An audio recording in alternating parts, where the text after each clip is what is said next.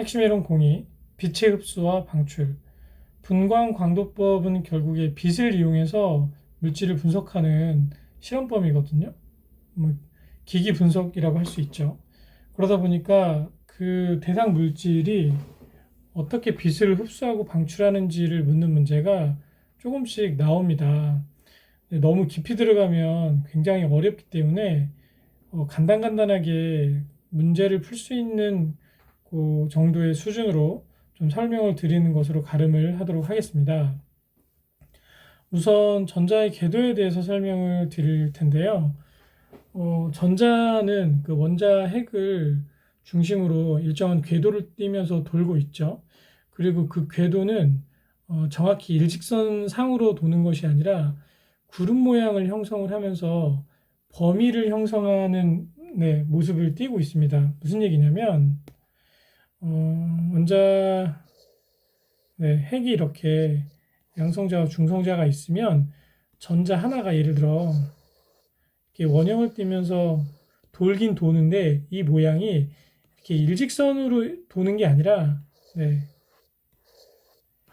이런 띠를 형성하면서 돌아요. 그래서 정확히 어느 지점에 어디에 있는지를 알 수는 없습니다. 하지만 대략적으로 이 영역에 있다. 그리고 여기 원자핵이 붙어서 좀 더 많이 발견된다 정도만 우리가 확인을 할 수가 있습니다. 그래서 전자는 일정한 궤도를 띠면서 돌고 있고 전자의 궤도의 크기는 이 주양자 수의 영향을 받습니다. 주양자 수가 크면 클수록 전자 껍질이 늘어나서 조금 더 에너지 준위가 높은 형태를 띠면서 원자핵을 돈다고 생각하시면 돼요. 광전 효과. 광전 효과는 바닥 상태에 있는 원자가 빛을 받아서 들뜬 상태가 되는 현상, 즉 에너지가 전혀 없었던 그런 그 전자가 빛을 받아가지고 에너지가 가득 차 있는 상태가 되는 그것을 우리는 이제 광전 효과라고 부르고 있습니다. 그리고 광전 효과를 나타내기 위해서 흡수할 수 있는 에너지의 양, 그것을 이제 활성화된 에너지, 즉 역이 에너지라고 표현을 하는 거예요. 이 밑에 있는 그림은 이 주양자 수에 따른 전자 껍질이 이렇게 단계적으로 사이즈가 이렇게 다 다르죠. 그래서 주양자 수가 1일 때, 2일 때, 3일 때, 4일 때, 5일 때 각각 원자 껍질의 크기가 달라지고 그 주양자 수에 해당하는 선상에 있는 전자가 가지고 있는 에너지 준위도 다 다른 거예요. 당연히 주양자 수가 높으면 높을수록 멀리 있기 때문에 에너지 준위가 크게 되겠죠. 에너지 준위라고 하면 쉽게 이야기해서 그냥 위치 에너지라고 생각하시면 됩니다. 이 원자 핵이 당기는 힘과 거리가 멀면 멀수록 위치 에너지가 커지겠죠. 그래서 주양자 수가 높으면 그만큼 더 많은 에너지를 가지고 있는데 그 에너지의 크기의 변화의 폭이 주양자 수가 1에서 2로 될 때 굉장히 상대적으로 에너지의 양이 많아지고 그리고 주양자 수가 증가하더라도 그 에너지의 크기가 커지긴 커지지만 그 폭이 조금씩 작아지는 것을 볼 수 있어요. n값은 무한대까지도 가능합니다. 근데 이제 조금 이해하기 쉽게 하기 위해서 5까지만 표시를 해서 그림으로 표현을 한 것이라고 생각하시면 돼요. 5. 전자의 전이. 전자의 전이는 크게 두 가지 형태가 있습니다. 밑에 그림을 보면서 설명을 드리겠습니다. 자, 첫 번째는 에너지를 흡수하는 전자 전이 형태가 있고요. 두 번째는 에너지를 방출하는 전자 전이 형태가 있어요. 에너지를 흡수한다는 것은 바닥 상태에 있는 이 전자가 외부로부터 일정량의 에너지를 받았을 때 에너지가 가득 차게 되면 그 에너지의 힘에 의해서 다른 층으로 전자가 이동하게 됩니다. 그것을 전자전이라고 해요. 또는 같은 말로 양자도약이라고 합니다. 이렇게 에너지를 흡수해서 다른 층으로 이동하는 것을 에너지 흡수에 관한 전자전이라고 보면 이 상층에 있었던 전자가 에너지를 방출하면 너무 많이 에너지를 방출해서 에너지를 다 소진하고 나서 밑에 껍질로 이동하는 현상도 발생하거든요. 이런 현상은 에너지 방출에 의한 전자전이라고 설명드릴 수 있어요. 그래서 원자의 외부를 전자가 일정 궤도로 이루며 돌고 있는데 그 상태에 따라서 에너지를 흡수 또는 에너지를 방출하는 그 두 가지 현상에 의해서 전자전이가 발생을 합니다. 그런데 주양자 수에 따라서 주양자 수가 1인 경우에 우리는 라이먼 계열이라고 명칭을 붙여서 이야기를 합니다. 그리고 라이먼 계열의 영역은 자외선 영역이에요.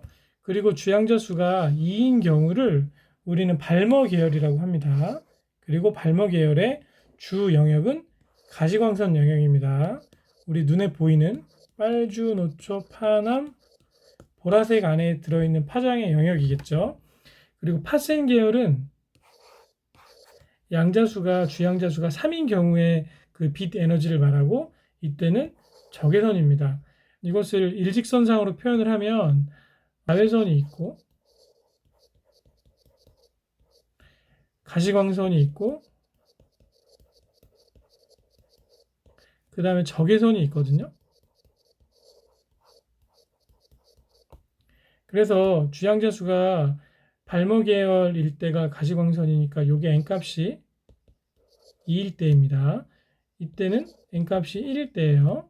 그리고 이때는 n값이 3일 때입니다. 그래서 주양자 수에 따라서 자외선이나 가시광선이나 적외선 영역의 파장을 지니고 그 빛을 발산할 수 있는 겁니다. 즉 주양자 수가 2, 3, 4, 5 기타 높은 그 에너지 준위 상태에 있는 경우에서 주양자 수가 1인 경우로 회귀할 때 보이는 빛이 자외선 영역의 빛이 보이는 거고요.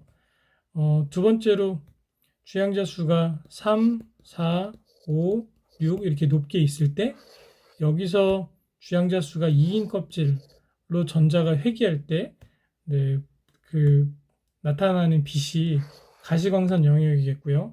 같은 방식으로 주양자 수가 3보다 큰 4부터 높은 숫자까지 있을 때 이 전자가 3으로 회귀할 때 보여지는 빛이 적외선 영역이라고 이해하시면 좋습니다. 아래에 나와 있는 표는 흡수 영역에 따른 유기화합물의 전자 전위를 구성을 해 놓은 것이에요. 그래서 에너지 준위가 높아지는 그 종류에 따라서 각각의 그 적절한 그 흡수 영역이 명시가 되어 있고 그리고 거기에 따른 특징이 이렇게 나와 있을 거예요. 네, 이 부분을 굳이 넣은 이유는 가끔 시험 문제에 시그마에서 시그마 스타로 전자전이가 이루어질 때 흡수 영역은 어떻게 되는지를 묻거나 그것에 대한 특징을 이제 골라내는 시험 문제가 나오기 때문에 넣었거든요.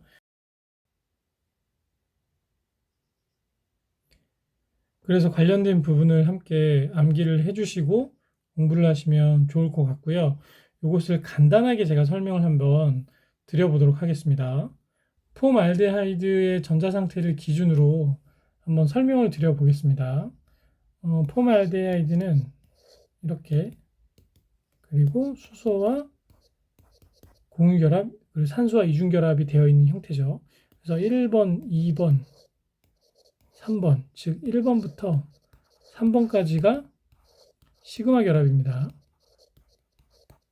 그리고 4번이 파이 결합이에요.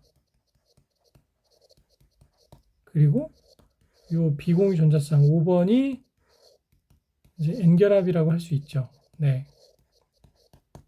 그러면 이 포말데하이드의 전자 상태를 기준으로 에너지 준위에 따른 그 시그마, 파이, 난본딩 이것이 어떤 방식으로 배열할 수 있는지를 한번 그림으로 그려서 설명을 드릴게요.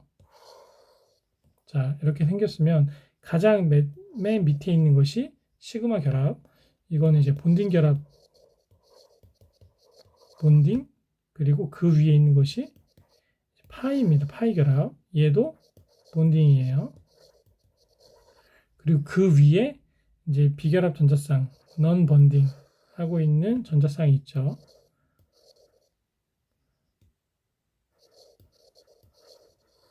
네, 그리고 그 위에 이제 파이스타, 그리고 가장 위에 시그마 스타가 있고, 얘네 둘은 다 안티 본딩입니다.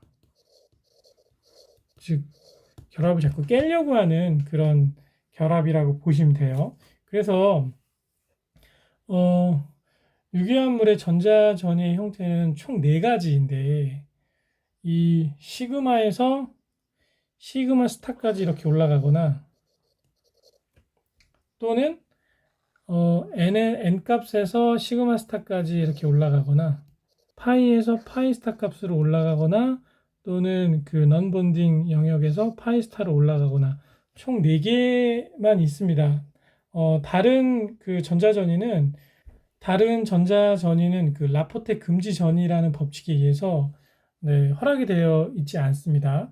그래서 이 4가지 형태의 전자전이에 따른 아까 말씀드린 그 흡수 영역과 특징을 꼭 기억하시고 문제를 푸시면 좋을 것 같아요. 이 부분은 상당히 어렵습니다. 네, 그래서 반드시 암기를 하시기를 추천을 드리겠습니다.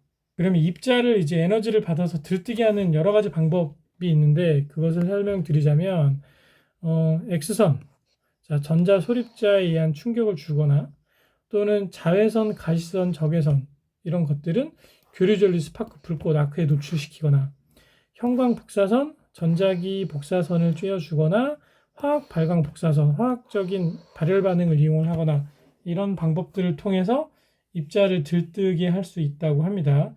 핵심 예제 1번, 금속의 빛을 조사하면 빛의 에너지를 흡수하여 금속 중에 자유전자가 금속 표면으로 방출되는 성질은 광전 효과라고 하겠죠. 답은 1번이고요. 2번, 다음은 원자 흡수와 원자 방출을 나타내는 것이다. A와 B가 바르게 짝지어진 것은 A는 보시면은 이제 에너지를 받아서 이제 들뜬 상태가 되는, 그럼 에너지를 A는 흡수를 하는 것이고, 들뜬 상태에서 에너지를 방출해서 바닥 상태로 되는 건 에너지를 방출하는 것이겠죠. 그래서 답은 3번입니다. 3번, 분자가 자외선과 가시광선 영역의 광 에너지를 흡수할 때 전자가 낮은 에너지 상태에서 높은 에너지 상태로 변화하게 된다. 이때 흡수된 에너지를 무엇이라고 하는가? 여기 에너지라고 한다고 했죠. 답은 3번입니다. 핵심 이론 공산 분광광도법의 원리. 분광광도법은 투광도와 흡광도가 핵심이라고 보시면 돼요. 그래서 빛을 이용해서 어떤 물질에 빛을 쏘여줬을 때 얼마만큼 빛이 통과했는지, 얼마만큼 빛이 흡수됐는지를 기준으로 물질을 정량, 정성 분석할 수 있습니다. 첫 번째로 이제 투광도에 관한 공식이 나오는데요. 이것은 빛이 얼마나 물질을 통과했는지를 나타내는 정도, 흡광도와 이제 반대가 됩니다. 값을 대입해서 나중에 계산을 해보면 t 값은 I0분의 i로 계산을 하고요. 그리고 여기서 이제 투광도 값은 이제 분모로 들어가는 것이 매질 통과 전의 빛의 세기, 그리고 분자로 들어가는 것이 매질을 통과한 후에 빛의 세기로 나눠주면 되는 것이에요. 흡광도는 우리가 A라고 표시를 하고요. 투광도와 이제 반대입니다. 그래서 물질이 빛을 얼마나 잘 흡수하는지 그 흡수 정도를 나타낸 값이라고 보시면 되고요. T의 반대이기 때문에 그 A는 마이너스 로그 T로 표현을 하고 이것을 T 값에 아까 투과도 값을 집어넣게 되면 이제 분자 분모가 바뀌게 되겠죠. 그래서 흡광도 값은 이런 식으로 계산을 할 수 있습니다.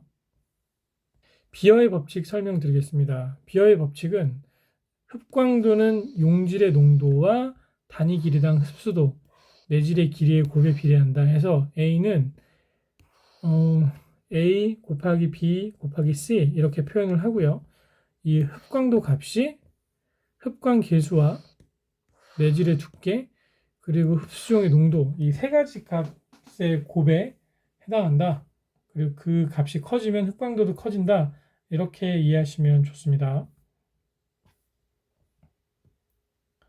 람베르트 법칙 설명드리겠습니다.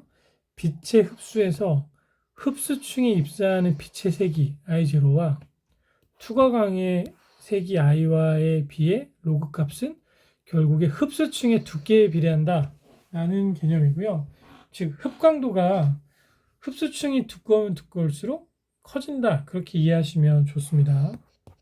네, 이렇게 나타낼 수 있죠.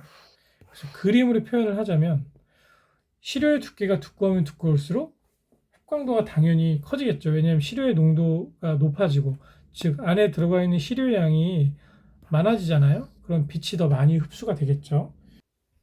람베르트 비어의 법칙은 이 두 법칙을 혼합한 형태의 법칙이라고 생각하시면 되고요. 그래서 용액의 흡광도와 투과도는 이제 액층의 두께와 농도에 비례하거나 반비례한다, 이렇게 암기를 하시기 바랍니다. 이 개념을 묻는 문제도 나옵니다. 그리고 A는 마이너스 로그 T 값 곱하기 입실론 BC 해서 이 입실론 값을 물어보거나 또는 몰 흡광계수의 단위를 묻는 문제도 나오니까 필답에서도 연계돼서 나오거든요. 그래서 꼭 공부를 하셔서 문제 풀 수 있게 준비를 하시면 좋을 것 같습니다. 핵심 예제 보실게요. 1번. 네, 이런 농도의 용액에서 1.5cm 용기, 그럼 이게 B값이죠. 두께. 여기에 넣었을 때 람다 맥스 250 나노미터에서 투광도는 T가 이제 T값이 40%니까 숫자로 표현하면 0.4가 되겠죠. 그러면 A가 마이너스 로그 T이고 요게 입실론 B C가 될 겁니다. 그러면 이것을 각 값을 맞게 넣어 주시면 돼요. 자, 마이너스 로그 0.4는 입실론 맥스 곱하기 두께가 1.5죠. 네, 곱하기 농도가 몇이었죠? 네, 여기 나와 있죠. 1.0 곱하기 10의 마이너스 4승 이걸 넣어주면 됩니다. 그러면 요것만 남기고 다 이항하면, 자, 여기다 쓸게요. 마이너스 로그 0.4 분의 1.5 곱하기 1.0 곱하기 10의 마이너스 4승 하면 요게 입실론 맥스 값이 나오잖아요. 요거를 계산기로 계산하시면 돼요. 그래서 한번 계산을 해보시면 제가 숫자를 두들겨 봤더니 1번, 3번, 4번은 아니고 요 값과 유사한 뭐 값이 나와 2600xx가 이제 나오는데, 그래서 답은 2번으로 정하시면 됩니다. 답은 2번입니다. 2번 람베르트 비어의 법칙에 대한 설명으로 틀린 것은, 쭉 보시면 흡광도 액층의 두께에 비례하죠. 투광도는 농도의 반비례 다 맞는데 4번이 틀리죠. 투광도는 액층의 두께 반비례합니다. 반비례. 액층의 두께가 두꺼우면 두꺼울수록 투광도는 떨어지게 되겠죠. 그래서 답은 4번입니다. 3번 분광강도법에서 정량 분석 검정 곡선을 그래프에 X축은 농도로 나타내고 Y축은 흡광도로 표현을 해야죠. 이게 뭐냐면 나중에 이 필기시험 끝나고 실기시험을 보실 때 이제 분광강도계에 사용하는 실험을 하실 거예요. 그 실험을 할 때 검정곡선을 그리는데 X축은 이제 농도를 표시를 합니다.